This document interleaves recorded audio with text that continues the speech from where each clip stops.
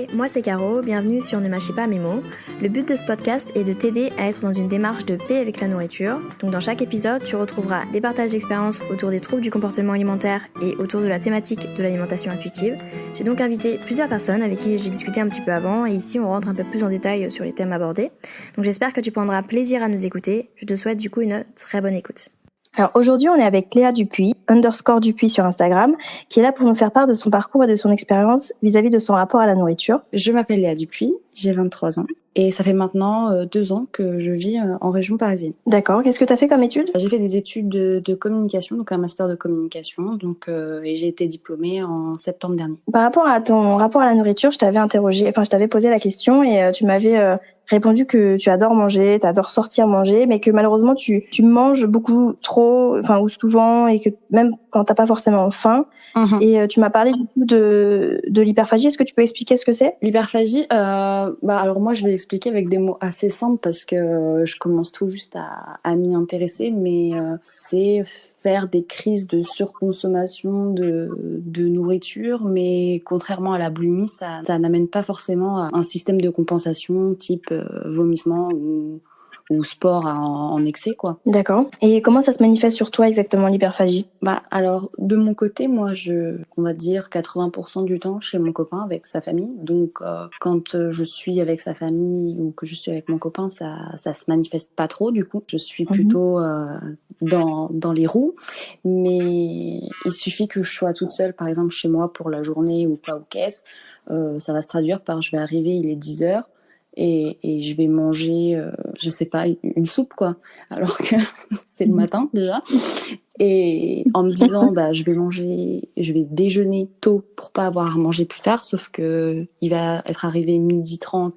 Finalement, je vais avoir envie de manger encore parce que je suis toute seule, parce que je sais pas quoi faire et parce que je ressens ce besoin de me dire, il y a de la nourriture à côté de moi, j'ai envie de la consommer, quoi. D'accord. Et pourquoi tu penses que ça intervient surtout quand t'es seule, du coup ? Je pense que c'est pas que j'ai un peu honte, mais je pense que je peux pas me permettre d'avoir ce genre de comportement avec des gens.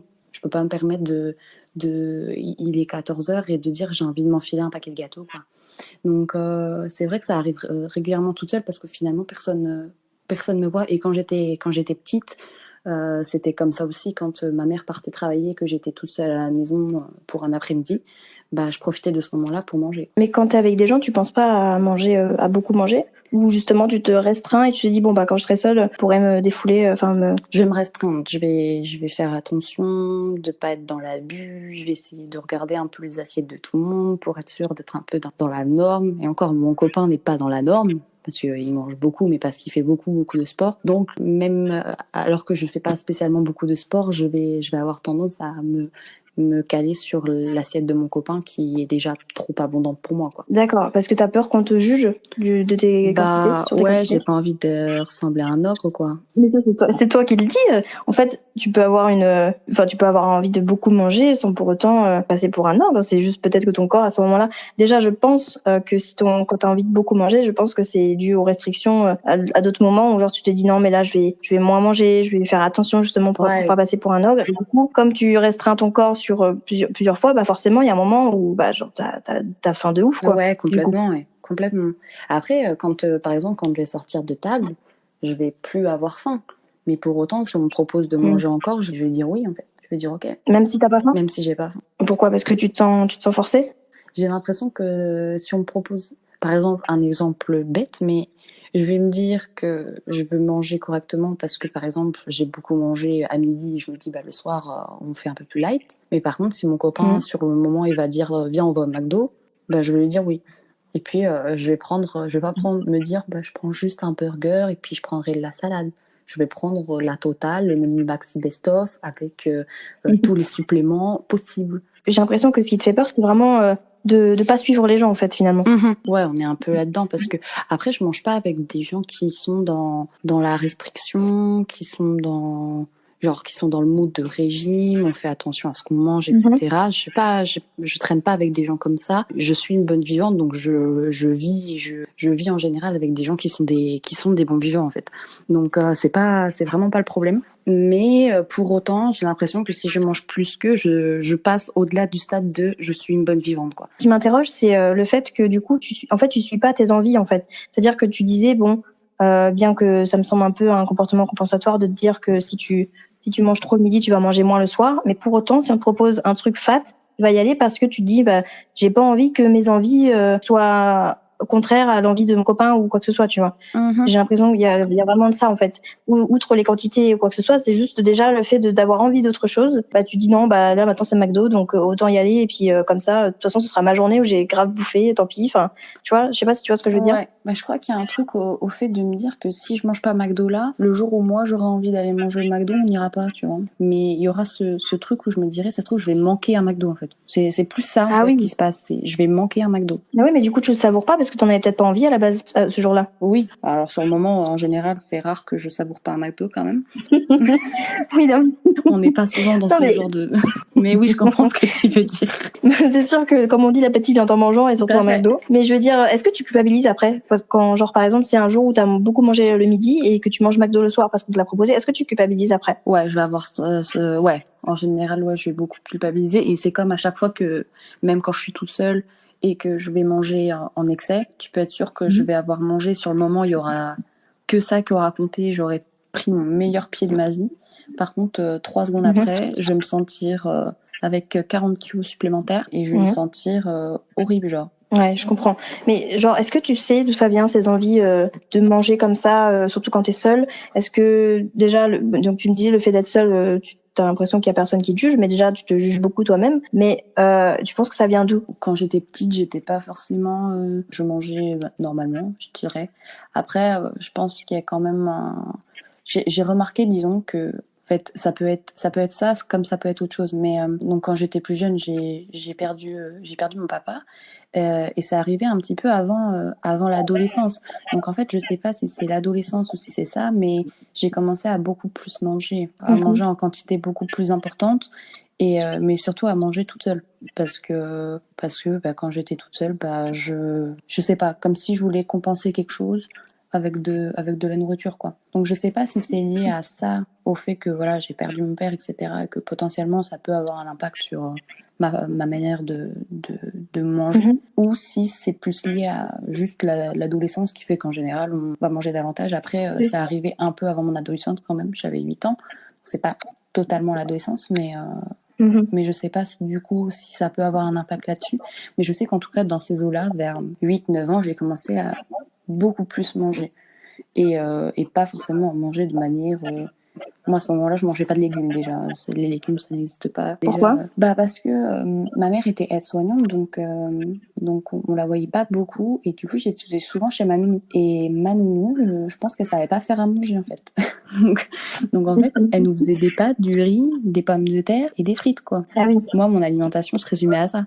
Quand on était à l'école et qu'il y avait des légumes, moi je disais que j'étais allergique aux légumes, aux cantinières. Vous n'essayez même pas de goûter, genre ah non, j'étais vraiment, genre, je sais pas, c'était vert, c'était des légumes, ça me dérangeait. Genre. Donc je mangeais en excès, mais en plus je mangeais pas des trucs, c'est pas genre je mangeais des haricots verts en excès, quoi. C'était vraiment, je mangeais des frites en excès. Donc ouais, déjà dans cette partie-là de ma vie, ma mère, du coup, en fait ma mère sait faire à manger, mais quand on est aide-soignante, on a un peu des horaires un peu à la con, quoi. Et donc forcément, quand t'as des horaires hyper décalés comme ça, et ben nous, c'était assez rare qu'on déjeune ou qu'on dîne avec ma mère. Donc tout se faisait chez la nounou, et ma mère venait nous récupérer après. Donc le corps était fait de raviolis, de riz, ce genre de trucs, quoi. Je me pose la question, en dehors de la cuisine, vraiment, est-ce que tu te rappelles si tu avais du jugement vis-à-vis de ce que tu mangeais, ou ce qu'il fallait pas manger, ce qu'il fallait manger, etc., avec ta nounou, avec ta mère, ou avec ton entourage de manière générale? Quand j'étais plus jeune? Oui. Alors là, pour le coup, non. J'étais vraiment... moi, je mangeais que des frites.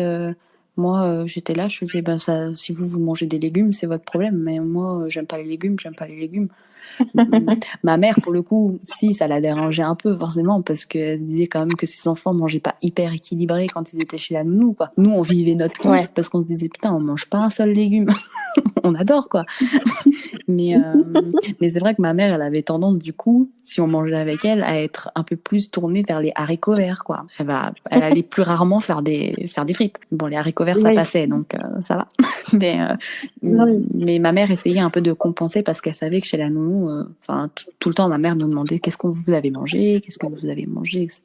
Vous avez bien mangé, nan, nan. Et quand on lui disait ce qu'on avait mangé, souvent elle nous regardait, elle faisait ah encore, bah ouais, encore des frites, ouais. Quand tu regardes un petit peu, ne serait-ce que déjà de vous demander tout le temps, bon, c'est quand même important de savoir ce que vous avez mangé et tout, mais et de dire ah oui, vous avez mangé que ça, vous avez mangé ça plutôt encore une fois et tout. Il y a quand même un petit jugement de c'est pas bon en fait au bout d'un moment pour la santé. Ouais. Et du coup, et puis peut-être que justement, est-ce que tu avais goûté les légumes quand même quand tu étais jeune ou alors, non, même pas? A priori, quand j'étais gamine, je mangeais beaucoup de légumes. A priori, quand j'étais vraiment petite.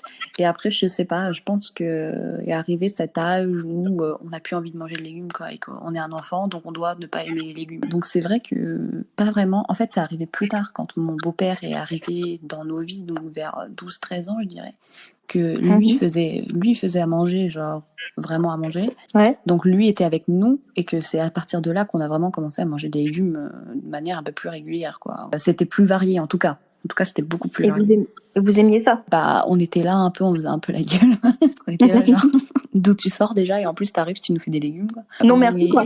Mais de comment c'était fait, c'était toujours fait pour qu'on aime ça. Donc c'était avec une sauce ou avec des épices ou des trucs comme ça. C'était toujours fait pour que ça passe bien, quoi. donc c'est vrai que, alors j'aime pas tous les légumes, je suis encore très difficile sur tout ce qui est légumes, hein. Je vais pas mentir, je vais pas dire que maintenant je suis végétarienne, quoi, mais je sens que mon alimentation et ce que j'aime est beaucoup plus varié, quoi. Du coup, les crises d'hyperphagie, vraiment, est-ce que tu sais quand est-ce que ça a commencé, ou plutôt peut-être que ça a commencé déjà très jeune mais que tu mettais pas encore de mots dessus? Ah oui, bah de toute façon, l'hyperphagie, j'ai connu ce mot il y a 1 mois et demi, grand max, hein. Ah oui. Donc pour moi c'était l'inconnu. Pour te dire, j'ai connu ce mot-là grâce à TikTok. Donc voilà, pour te dire à quel point ça peut être une mine d'informations. C'est que c'était une fille qui avait fait un espèce de TikTok où elle montrait tout ce qu'elle mangeait dans la journée et elle avait filmé ses crises d'hyperphagie. Et à la suite de ça, elle avait refait un TikTok en expliquant que du coup, il y avait plein de gens qui étaient venus lui dire en commentaire qu'elle mangeait trop, qu'elle mangeait beaucoup, etc. Et du coup, c'est à la suite de ça qu'elle a expliqué ce qu'était l'hyperphagie et ce qu'étaient les crises d'hyperphagie. Moi, je me souviens que déjà jeune, j'avais ce réflexe de ma mère qui part, j'attends qu'elle parte avec la voiture, je suis seule chez moi et je vais dans le paquet, dans le paquet de gâteaux, quoi. Et je bouffe le paquet de gâteaux, quoi. Et après, je fais en sorte de cacher les traces de mon passage. Que le paquet de gâteaux il soit vraiment au fond de la poubelle pour pas que ma mère, elle voit que dans la poubelle, il y a le paquet de gâteaux vide alors qu'il était plein avant qu'elle parte. Enfin, ce genre de truc, quoi. D'accord. Qu'est-ce que ça te procure comme émotion quand tu manges beaucoup comme ça? Bah, sur le moment, quand je mange, je suis bien, genre. Enfin, je suis bien. Oui, je suis bien. Je mange comme si je mangeais de manière classique, tu vois. Mais par contre, je sens que des fois, par exemple, je sais que ça va pas passer, mais il va en rester un peu. Bah, je vais finir parce que j'ai envie de finir. Quand je vais finir, après, mais je vais regarder parce qu'en général, en plus, quand je mange, j'en fous partout. Enfin, j'en fous partout. Genre, il y a forcément des trucs qui traînent partout parce que mon appartement est tout petit, donc il y a forcément toute la vaisselle à faire. Il doit y avoir du sel, du parmesan, de la sauce qui traîne partout. Et là, à ce moment-là, je regarde ma table, je regarde ma cuisine et je me fais, mais pourquoi? Parce qu'en fait, par contre, à la fin, j'ai pas ce sentiment de je me dis, ah, c'était bien, genre, non, j'ai pas ça. Il y a même pas ce moment où je me dis, ah, c'était bien. Sur le moment, je mange et je me dis, c'est cool. Par contre, à la fin, je me dis pas, ah, je suis contente, genre. J'ai vraiment l'impression que j'ai fait une boulette et qu'en plus, j'ai l'impression qu'avoir mangé à excès, ça m'a rien procuré, genre. Je vois exactement ce que tu veux dire. Mais du coup, est-ce que quand tu fais ces crises, est-ce que c'est sur des aliments en particulier? C'est sur le sel, enfin sur tout ce qui est salé en tout cas. Quand j'étais plus jeune, c'était plus sur le sucre. Je diversifie mon alimentation, donc maintenant j'aime plus le sel que le sucre. Mais ça, c'est beaucoup sur le sucre, c'est beaucoup sur les pâtes, c'est beaucoup sur tout ce qui est gâteau apéritif, ce genre de choses. C'est les gnocchis, c'est l'alimentation que j'avais chez ma nounou. Est-ce que tu manges ces aliments en dehors de ces crises? du coup, non? Oui. Tu manges quand même ces aliments? Je mange quand même, oui, parce que, par exemple, je vais manger beaucoup de pâtes, mais je vais manger aussi des trucs asiatiques, genre des nouilles instantanées, ce genre de choses. Et par exemple, donc mes beaux-parents sont asiatiques et c'est un truc qu'on peut manger pour un dîner ou pour un déjeuner, quoi. Donc c'est un truc que je mange aussi très bien chez mes beaux-parents, ou quand je vais aller au resto, ce genre de truc, je peux me commander un plat de pâtes, quoi. Mais quand je le mange chez moi, je ne m'inquiète même pas de l'aspect gustatif de ce que je mange, quoi. Je sais juste que j'adore ça et basta, quoi. Mais du coup, enfin là, je parle en dehors de tes crises, est-ce que tu contrôles tes quantités, du coup? Je mange comme tout le monde. Quand je suis au resto, je mange mon plat de resto. Quand je suis chez mon copain, par exemple, je prends l'exemple des nouilles instantanées qui reviennent assez facilement, ça va très vite. Il suffit de faire bouillir de l'eau, de le mettre 3 minutes et c'est prêt. Donc, il y a aussi cet aspect-là. Mais quand je mange ça chez mes beaux-parents, c'est des portions déjà d'une personne, quoi. Donc t'as déjà ta portion qui est faite. Donc je mange juste ma portion, quoi. Et ça te suffit pas, généralement? Alors en général, ça va me suffire, mais faut quand même que je tape dans un dessert après, quoi, pour être sûr. Ça, d'ailleurs, c'est un peu le seul truc que moi je mange que les autres mangent pas. Enfin, en tout cas, chez mes beaux-parents, c'est le dessert, genre. Je suis l'une des seules à prendre un dessert. En général, je prends un yaourt, mais je suis toujours la seule à prendre un dessert. Et ça te dérange, ça, ou tu t'y es fait? Pour le coup, non, ça me dérange pas, parce que pour le coup, mes beaux-parents ils s'en fichent, en fait. Et c'est eux qui vont avoir tendance à me dire, Léa, si t'as encore faim, tu peux aller prendre un yaourt. Si t'as encore faim, il y a de la glace dans le congélateur. Je reviens un peu sur l'hyperphagie, que tu as su que tu en souffrais grâce à TikTok, mais est-ce qu'après, du coup, tu as fait des recherches plus approfondies? Des recherches, tout est relatif, j'ai vraiment tapé hyperphagie sur Google. Rien de plus, rien de moins. Parce que, en fait, j'avais l'impression j'ai eu ce moment où, quand j'ai vu le TikTok, je me suis posé la question de savoir, mais est-ce que c'est pas ça, quoi? Moi, en fait, j'avais juste l'impression que, d'un coup, j'avais très faim. Comme un peu quand on a ses règles et qu'on dit, j'ai très faim parce que j'ai mes règles, quoi. Je me suis dit, moi, c'est juste que c'est un peu plus souvent que quand j'ai mes règles, quoi. Donc, je me suis dit, voilà, ça... Juste, je mange en excès et je suis un peu bizarre, et puis voilà, quoi. Et pour le coup, moi, c'est vrai que j'avais un peu, comme la majorité des gens, ce genre de truc de restreindre les troubles du comportement à l'anorexie et la boulimie, quoi. Pour ma part, j'avais pas forcément l'impression de me dire, tu as un trouble du comportement alimentaire, en fait. Et donc après ce TikTok-là, moi, je suis allée sur Google et j'ai vraiment eu l'impression qu'il y avait un mot sur ce que je faisais depuis plus de 10 ans, quoi. Au début, je me suis dit, ouais, peut-être que non, je sais pas trop.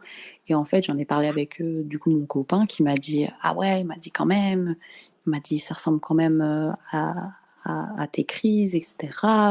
Quand tu manges beaucoup chez toi, parce que lui est au courant de tout ça, je suis très transparente sur le sujet. Il sait que je mange beaucoup quand je suis chez moi, etc. Il le sait et il s'en fiche, ça l'importe peu. Et quand je lui en ai parlé, du coup, il m'a dit, ça ressemble quand même. Fait, du coup, et c'est du coup lui qui m'a dit, est-ce que tu voudrais te faire peut-être suivre, etc., tout ça. Donc je sais pas encore, mais pourquoi pas. Et donc j'ai vu sur Google, et en fait, pendant le confinement, j'avais acheté un livre sur le contrôle de l'alimentation, et du coup j'ai vu qu'il y avait un chapitre sur l'hyperphagie, donc j'y suis pas encore arrivée, mais ça me saurait tarder. D'accord. Il s'appelle comment, le livre? Voilà. C'est celui de Lise Bourbeau. Oui. Stop au contrôle, si votre relation à la nourriture permettait de mieux vous connaître. Ouais, c'est ça. En fait, c'est lié au livre précédent sur les 5 blessures qui nous empêchent d'être nous-mêmes. Si je ne me trompe pas, c'est quelque chose comme ça. Et donc, c'est lié à ça. Et comme on a détecté nos blessures sur le livre précédent, en fait, chaque blessure peut être liée à une manière de consommer la nourriture et la relation qu'on peut avoir avec la nourriture. Et donc, à partir de là, on fait des liens sur comment telle blessure peut impacter tel truc sur la nourriture, etc.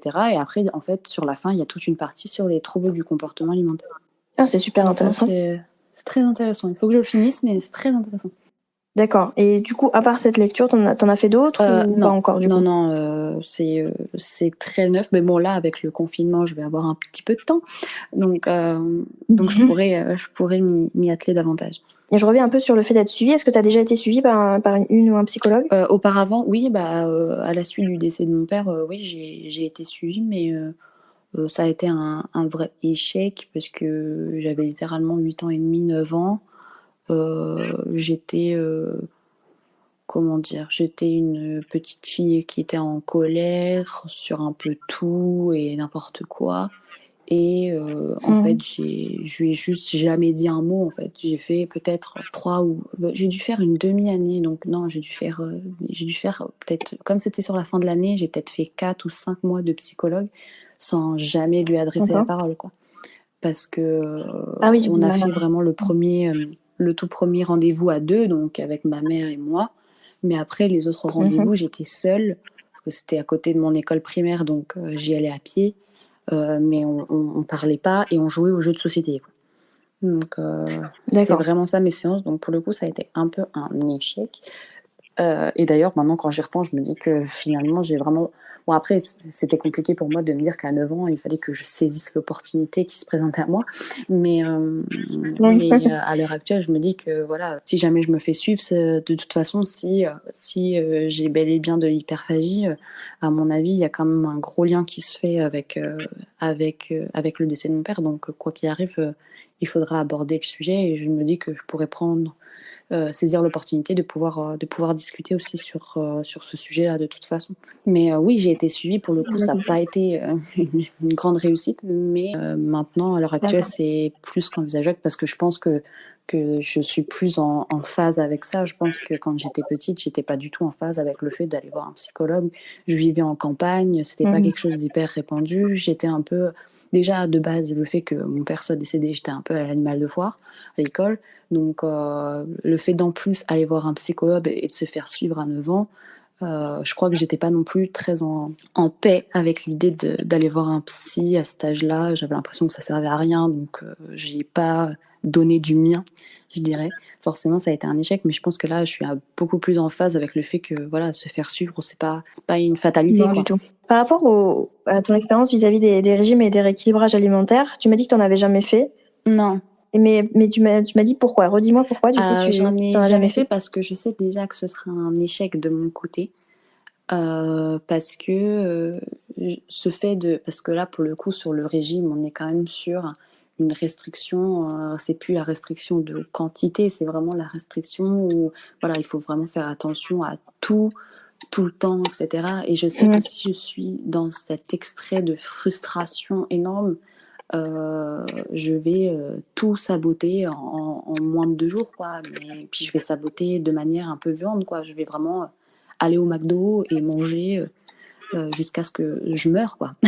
Donc je sais déjà que les régimes, ça fonctionnera pas de mon côté parce que je serai dans cette frustration constante et que après, le jour où le ballon va péter, je vais exploser, mais 2 fois pire, et tout ça n'aura servi à rien, quoi.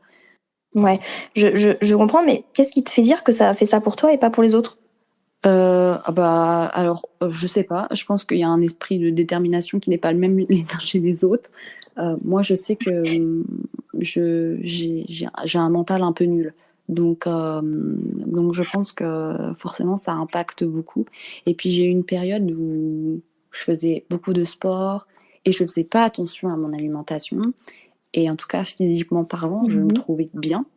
Donc je pense qu'aussi j'ai cette image de me dire j'ai pas forcément besoin de faire attention à ce que je mange, dans la mesure où je sais que je peux perdre les kilos que j'ai envie de perdre, mais en faisant du sport. Mais du coup, je pense que le régime, ça ne fonctionnerait pas avec moi. Après, je sais qu'il y a plein de gens qui ont une détermination et qui, en plus de ça, aiment beaucoup plus que moi les légumes, ce genre de choses. Donc je pense qu'il y a de ça aussi, malheureusement. C'est que si on veut faire un truc healthy avec des pâtes, c'est un peu compliqué. On mange des pâtes, quoi. Donc je pense que le fait que aussi je sois difficile en nourriture, c'est beaucoup plus difficile pour moi de trouver un menu qui ne me frustrerait pas, mais qui soit sain en fait. J'ai l'impression en fait que tout ce que je mange qui est bon, quoi qu'il arrive, ce sera gras en fait. Ce sera gras, ce soit trop sucré, ça pourra pas rentrer dans un régime, en tout cas. Mais tu sais que, en tout cas à mon sens, c'est pas une question de volonté ou de détermination quand tu échoues à un régime. Le problème, c'est ça, c'est de se dire que c'est de notre faute, enfin, ou que du moins c'est parce qu'on n'a pas assez de volonté ou parce qu'on n'a pas assez de détermination. Tu sais, si les gens échouent comme toi, enfin, comme tu penses que tu échouerais, c'est justement parce qu'ils ont trop de restrictions et que c'est des repas qui sont pas adaptés à leurs envies et à leurs besoins. Que ce soit parce que tu dis des repas healthy et tout, mais même les gens qui sont très sucrés ou qui qui sont plus portés vers le sucré ou qui sont plus portés vers le salé mais différemment de toi, ils vont pas aimer ils vont pas supporter les régimes ou les rééquilibrages parce que ils ont une sorte de frustration, même s'ils aiment les légumes, tu vois. Le fait de se dire que tu dois manger des légumes et des fruits, d'ailleurs on n'a pas parlé des fruits aussi, mais tu dois manger des fruits et légumes pour être en bonne santé, et donc du coup ils se privent de certains aliments qui pour eux sont sont attirants, etc. Et comme ils peuvent pas en manger parce que c'est considéré comme trop gras ou trop sucré ou trop salé, parce que toi tu parles des pâtes et tout, mais pour certains c'est des gâteaux, du chocolat, etc. Du coup ils s'en privent, donc ils échouent en fait. Mais c'est pas eux qui ont mal fait, qui ont pas assez de volonté ou de détermination, c'est parce que le régime et le rééquilibrage sont faits pour échouer, parce que ça ne correspond pas à tes besoins et tes envies, c'est juste des normes en fait générales qui ne s'appliquent absolument à personne. Tu vois, tu comprends ce que je veux dire? Chacun est différent, chacun a des prédispositions différentes, donc en fait il y en a qui arrivent à suivre un régime, etc. Mais tu peux être sûr que quand ils ont perdu leur poids, enfin le poids qu'ils voulaient plus tard, ça peut prendre plusieurs mois, etc. ou ça peut être très rapide, ils reprennent ce poids-là parce que ils ont plus de restrictions, ils ont plus de frustration. Enfin, justement ils ont cette frustration, donc ils vont se jeter sur les aliments qui ont été interdits pendant des mois, tu vois. Donc c'est pas du tout les personnes, le problème c'est pour moi le processus de régime ou de rééquilibrage qui est problématique, tu vois. T'as un peu déjà repéré que c'est pas fait pour toi, mais c'est fait pour personne.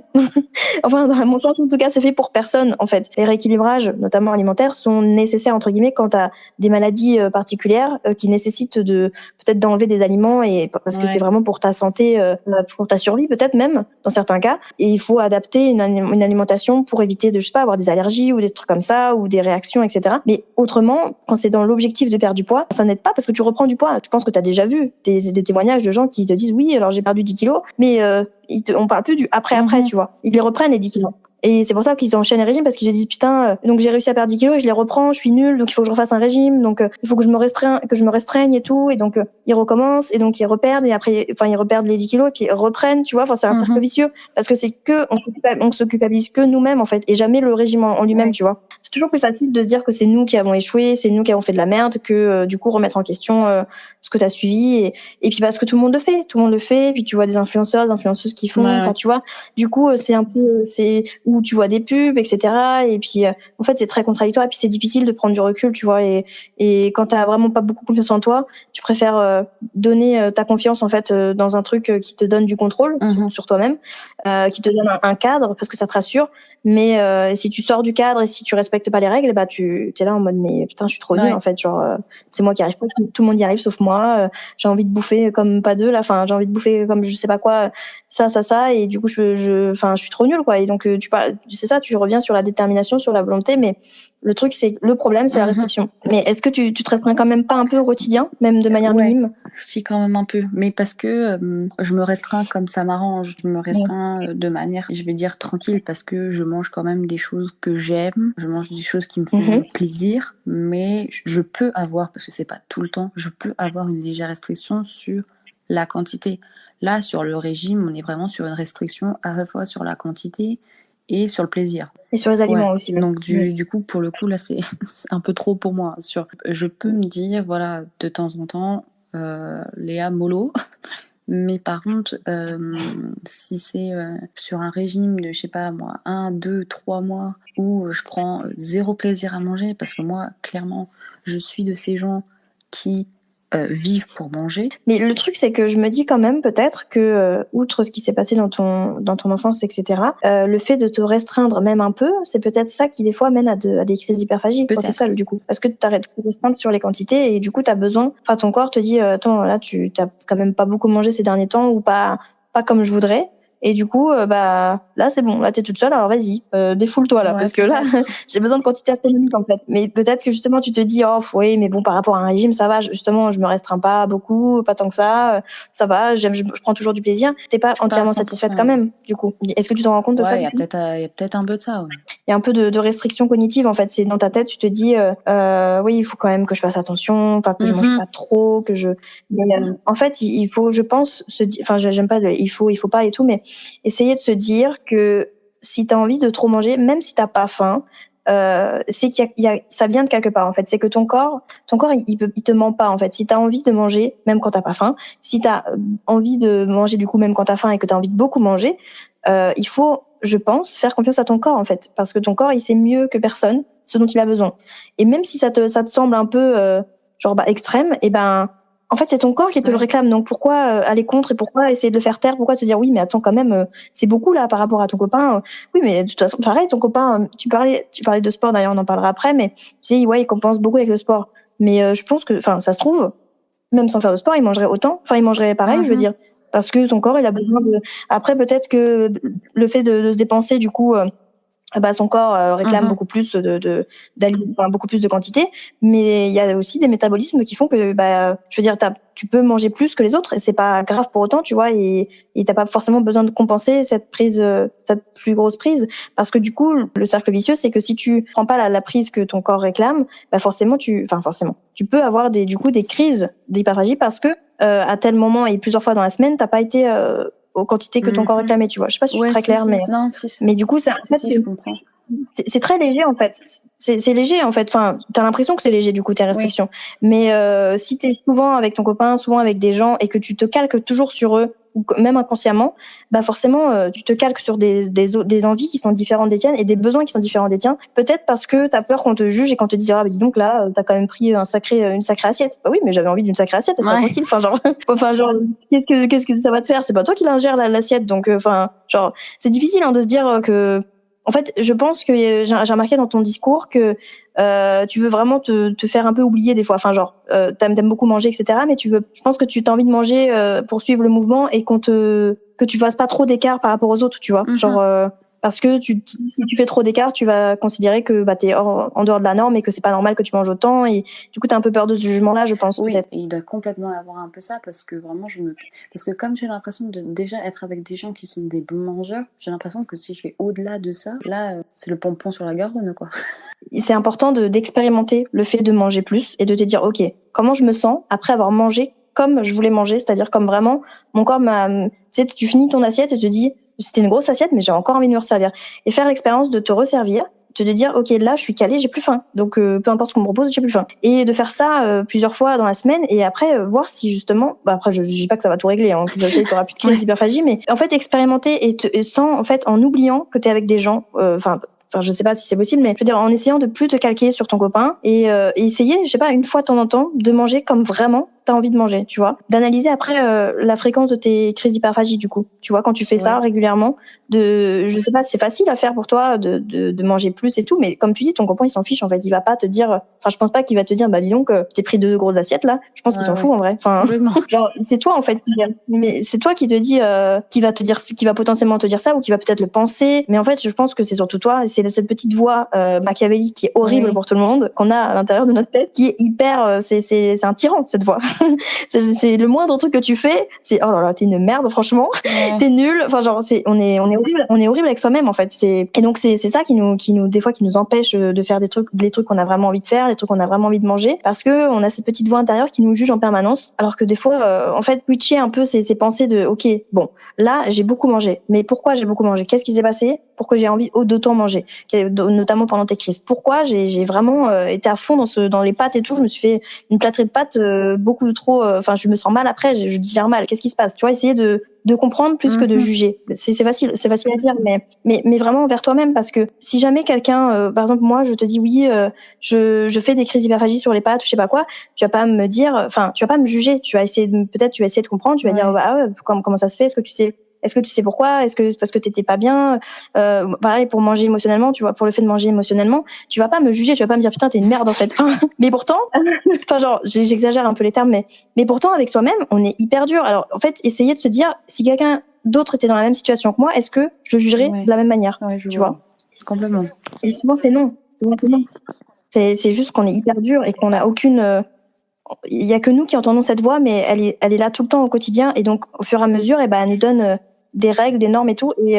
Et on se pose plus la question de on se pose plus la question d'essayer de comprendre. C'est comme ça. Je suis nulle parce que je mange trop. Je suis une bonne mangeuse et donc si je mange plus que ce que je fais déjà, et là je suis plus une bonne mangeuse. C'est juste que je suis trop gourmande. Et d'ailleurs le mot gourmande des fois c'est un défaut alors que pas du tout. T'aimes bien manger. Tu l'as dit au départ. T'aimes bien manger. T'aimes bien sortir manger. Ça fait partie de ta vie et c'est pas un défaut. Mais tu peux aimer faire la cuisine. Tu peux aimer manger. C'est pas un défaut. C'est juste quelque chose un attrait que t'aimes dans ta vie. Tu vois parce que ça fait partie de la vie de manger. Respirer, dormir, enfin genre tu devrais très bien te dire j'adore dormir. Ok, tant mieux, ça fait partie de la vie donc tant mieux, tu vois.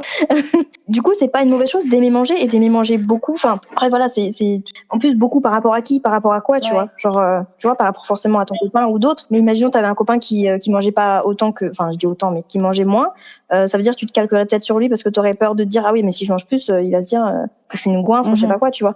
Ça revient un peu au même, mais du coup, tu te restreindrais beaucoup plus parce que tu aimes vraiment manger, tu vois. D'ailleurs, j'en viens un peu à l'alimentation intuitive. Je t'avais demandé un peu si tu connaissais, tu me disais non, pas trop, enfin que t'en avais entendu parler, mais pas trop. En fait, sur les réseaux, un peu comme tout le monde, quoi. Mais après, j'en sais pas plus que ça, quoi. Il y a beaucoup la notion d'observation. Je fais pas l'alimentation intuitive dans mon quotidien parce que encore moi non plus, je suis pas hyper bien renseignée. J'ai pas fait de formation sur l'alimentation intuitive, mais au vu de tout ce que je vois, il y a vraiment la notion d'observer quand on mange, d'expérimenter, genre de manger trop, enfin de manger plus que sa faim, mais justement par exemple d'observer qu'est-ce que ça me fait sur le corps. Pas genre est-ce que ça me fait prendre 3 kilos, on s'en fout de ça. Genre parce que les gens peuvent c'est sur le long terme, mais genre sur le moment présent, j'ai trop mangé. Ok, c'est un fait. Mais déjà, on s'arrête pas à ça parce que sinon du coup, il y a beaucoup de petites voix qui te disent t'as trop mangé, c'est nul. Mais juste te dire comment je me sens. Je digère mal, j'ai mal au ventre, j'ai mal à la gorge, ou je sais pas, j'ai des reflux ou quoi que ce soit.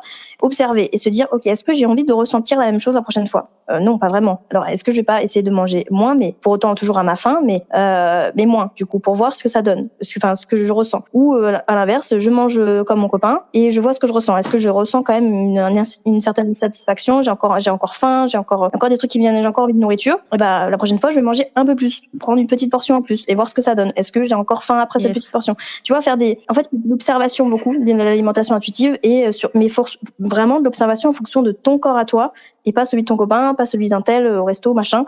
Vraiment observer ce que ça te fait sur le moment et pas ah oui, mais là, j'ai pris 4 portions et du coup, ça va me faire prendre 3 kilos plus tard. Enfin, tu vois.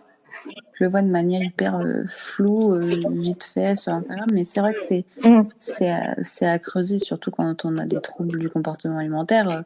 Je pense que c'est quand même une piste à creuser, quoi qu'il arrive, quoi.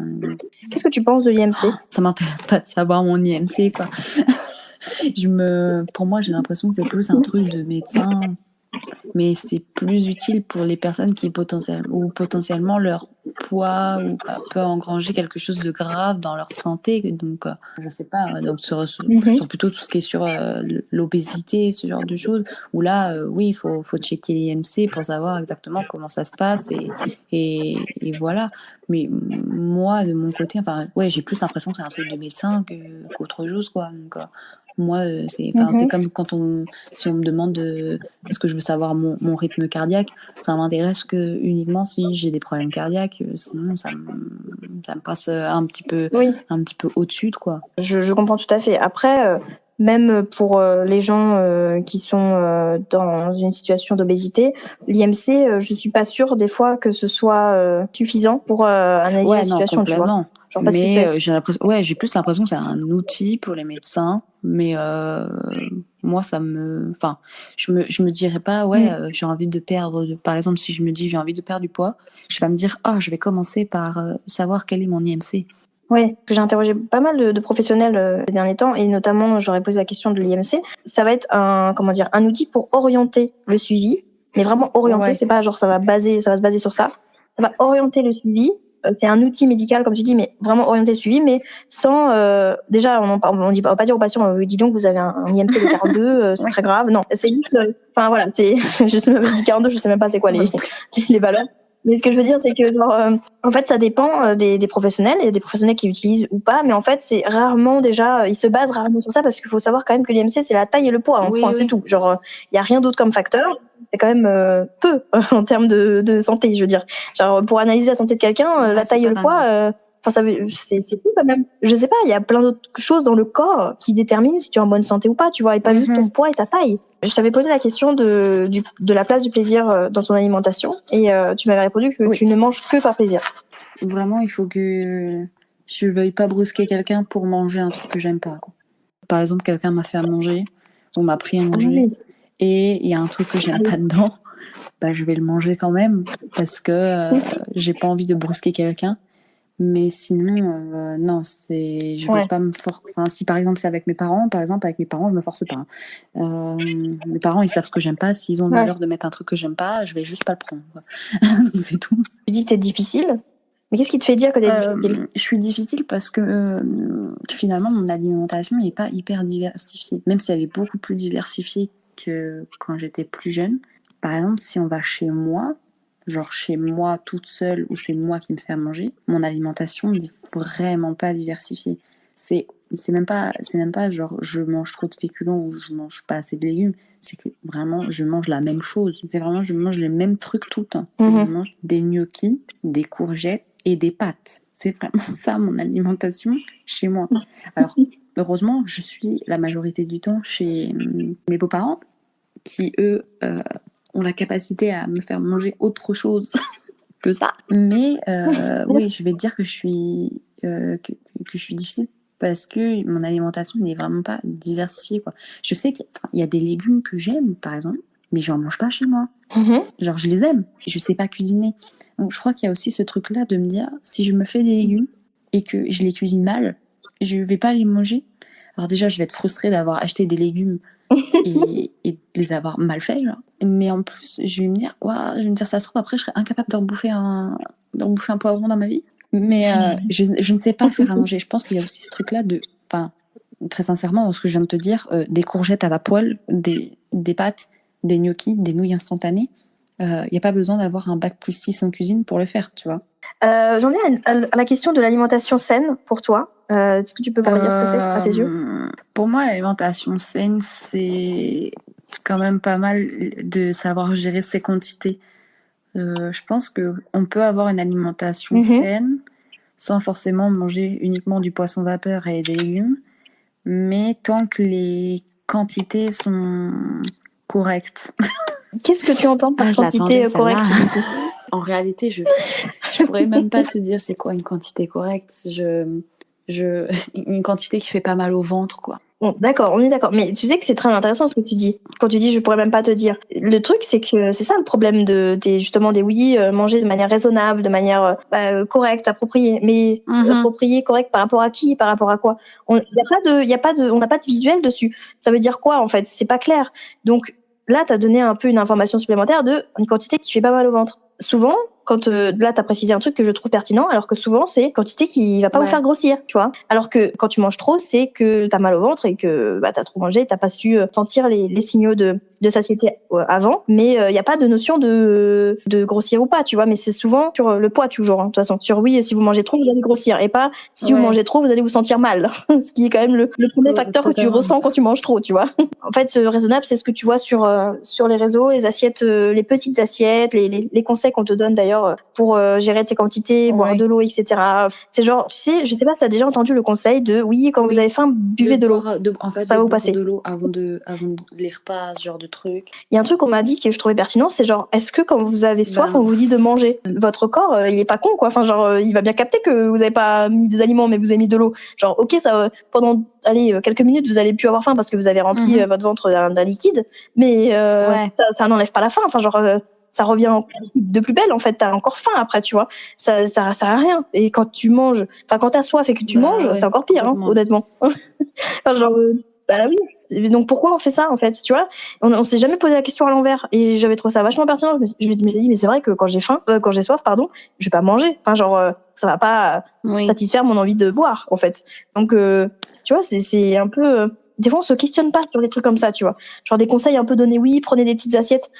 pour avoir des plus petites quantités, parce que pour un effet d'optique ou j'en sais rien, mais c'est pareil, ton corps, il y a pas d'effet d'optique dans ton corps. Il y a une certaine quantité que tu as mis dans ton ventre, et ton ventre, il veut pas, enfin, il veut plus de cette quantité, donc tu peux pas tromper ton corps, en fait. Tu m'avais dit un peu quand même, en amont, quand je t'avais posé la question sur l'alimentation saine, tu m'avais dit que pour toi, c'est aussi 3 gros repas par jour, plus 2 collations le matin et l'après-midi. Parce que je grignote beaucoup. Très sincèrement, mes crises, elles peuvent être aussi bien donc sur le repas du midi, comme elles peuvent être à 14h juste après, quoi.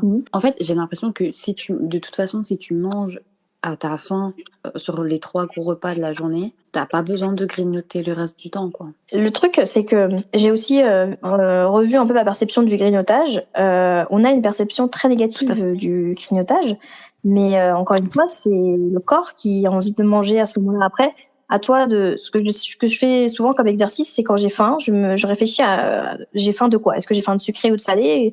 Si c'est sucré, de quoi j'ai faim exactement? En fait, je me fais l'exercice de ça. Et donc, du coup, quand il est 16h et que t'as bien mangé à midi, mais que t'as faim, enfin genre, ou même, non, pardon, t'as dit 16h, t'as dit 14h, par exemple. T'as fini à midi, mais t'as faim à 14h. Donc, déjà, ça peut être le signe que t'as pas assez mangé, ou même pas, il y a pas assez, c'est juste que ton corps a faim à ce moment-là, tu vois. Donc, pourquoi être dans le jugement de, oh là là, j'ai grignote trop?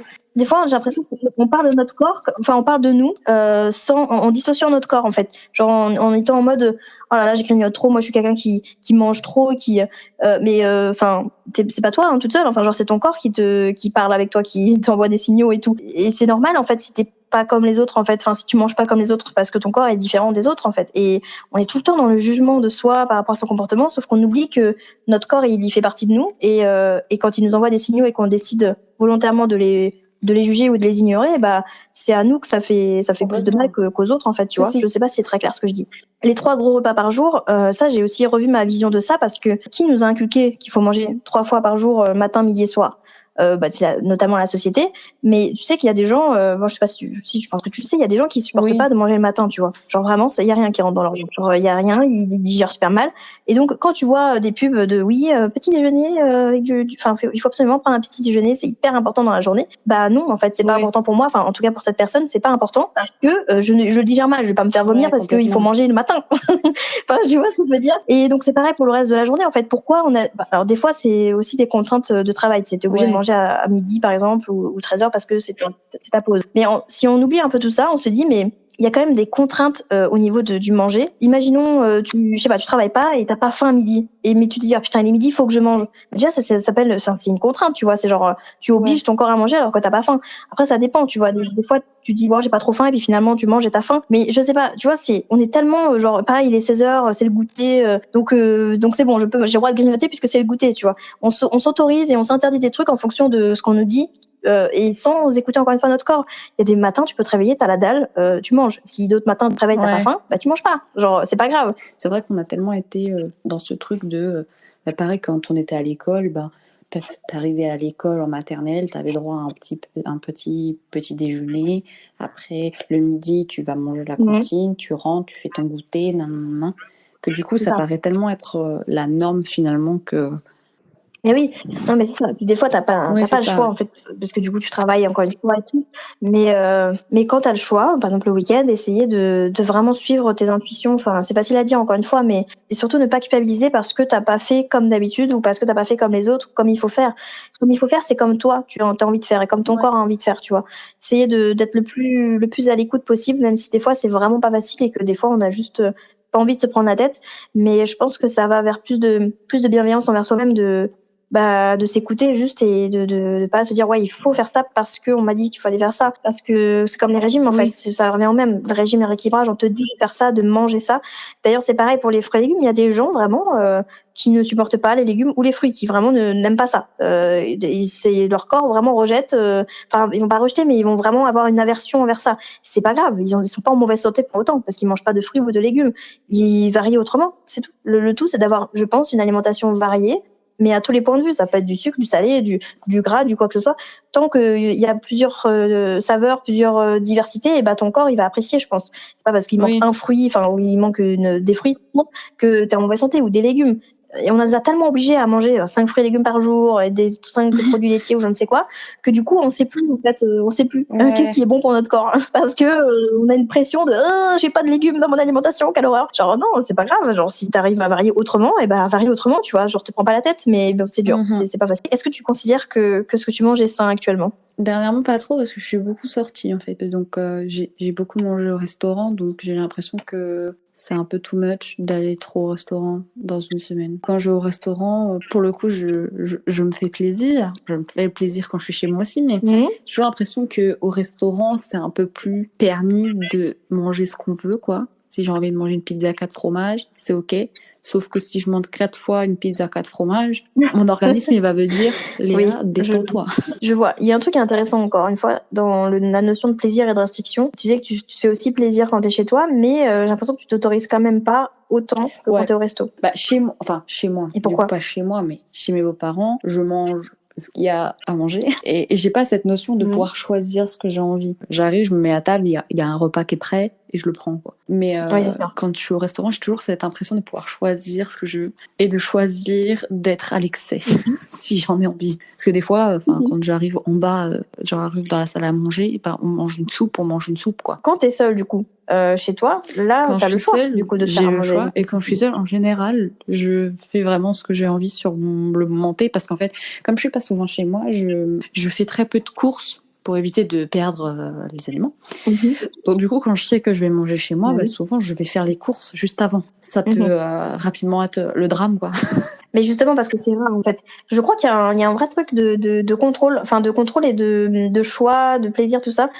Si tu habitais seul, seul ou avec ton copain, peu importe, mais s'il n'y avait pas tes beaux-parents et que tu avais plus le choix, et ben, ça ne serait plus quelque chose de rare. Et donc, tu aurais peut-être moins tendance à aller dans l'excès, du coup. Venons-en au sujet du corps. Quel rapport tu entretiens avec ton corps? Tu m'as dit que tu avais un rapport compliqué. Ouais, parce que j'ai toujours vécu en campagne, entre guillemets. Donc même sur mes premières années de fac.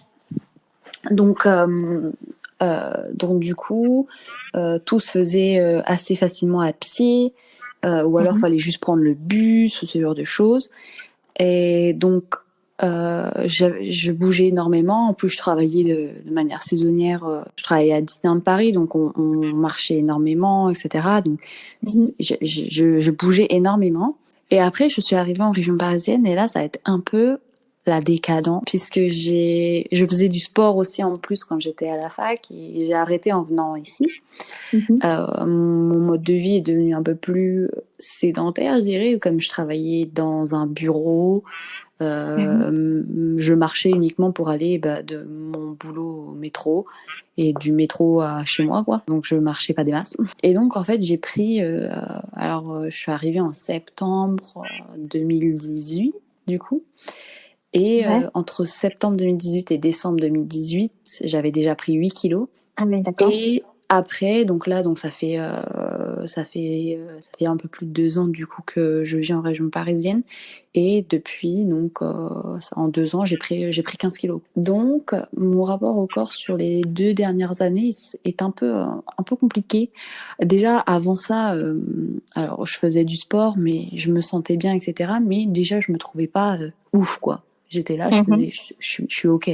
Je suis pas je suis ok, je me trouve bien, j'arrive à m'habiller, je me sens bien. C'est vrai que le moment où j'ai commencé à prendre énormément de poids, ne serait-ce que quand je bouge, c'est problématique, quoi.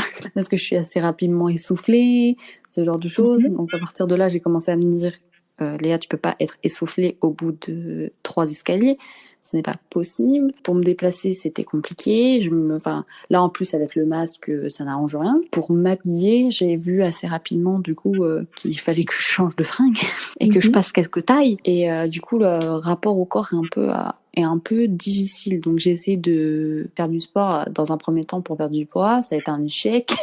Après, je me suis dit, Léa, peut-être qu'il faut que tu fasses du sport genre que t'aimes bien. Donc, je m'étais inscrite dans une salle de sport qui faisait des cours genre de danse, type Zumba, ce genre de choses. Donc, je m'étais dit que pour me dépenser, ça passerait mieux parce que parce que j'adore danser, j'adore la musique, etc. Donc je me suis dit que j'avais fait de la danse quand j'étais petite, etc. Donc je me suis dit ce sera toujours plus agréable que de devoir courir pendant 1 heure sur un tapis, quoi.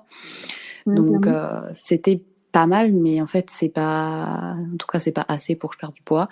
Donc jusqu'ici, enfin jusqu'à la fermeture des salles il y a 2 semaines de ça, j'allais au sport, mais j'allais au sport vraiment juste pour le plaisir. Mais pour autant, je sais que au niveau de mon corps, je ne me sens pas méga à l'aise. Je me sens quand même mieux qu'il y a 2 ans.